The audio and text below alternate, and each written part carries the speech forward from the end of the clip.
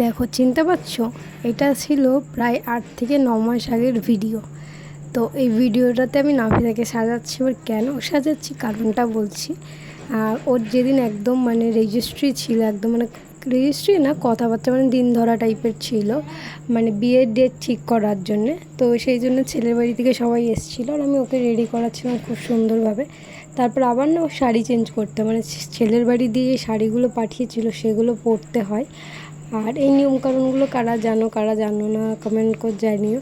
তো আমি পুরোটা ওকে রেডি করেছি। আর ও তো চুড়ি পরতেই চাচ্ছিল না। আর ওর কষ্টগুলো আর কি বলবো তোমাদেরকে, সেগুলো থাক, শেয়ার না করাই ভালো, কেন কারো পার্সোনাল ব্যাপার নিয়ে বেশি না বলাই ভালো। তো ও যেরকম কষ্ট পাচ্ছিল, সেম আমিও খুব দুঃখ সহকারেই ওকে রেডি করাচ্ছিলাম। হাসছিলাম, ওটা মুখের জাস্ট হাসি। আর এখানে না খুব সুন্দরভাবে ওকে রেডি করাচ্ছিলাম, কিন্তু মনে মনে কষ্ট পাচ্ছিলাম দুজনে, যে দুজন দু জায়গায় হয়ে যাবে, এখন আলাদা আলাদা চলে তো ওকে যেতেই হবে। আর বিয়ের ডেটটা না খুব আগেই ঠিক করেছিল। তোমরা তো সবাই জানো ফেব্রুয়ারিতে ওর বিয়ে হয়েছিল, সেগুলোও তোমাদের সঙ্গে শেয়ার করেছিলাম।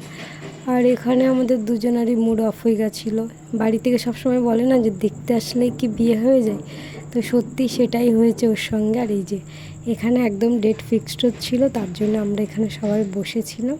আর তারপর ওদেরকে আমাদের ঘরে এনে একটুখানি কথাবার্তা বলালাম।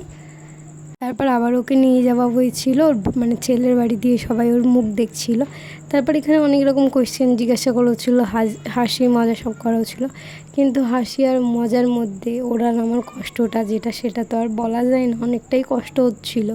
তারপর আমরা দুজনে একটু ভিডিও করলাম। আর ওর মুখ চোখ দেখো, হাসতে চায় না তাও হাসছে। আর আমিও সেম, হাসি বেরাচ্ছে না মুখ দিয়ে, তাও হাসছি, কিছু করার নেই, চলে তো যেতে হবে সবাইকে। কিন্তু একটু বেশি তাড়াতাড়ি চলে গেছে।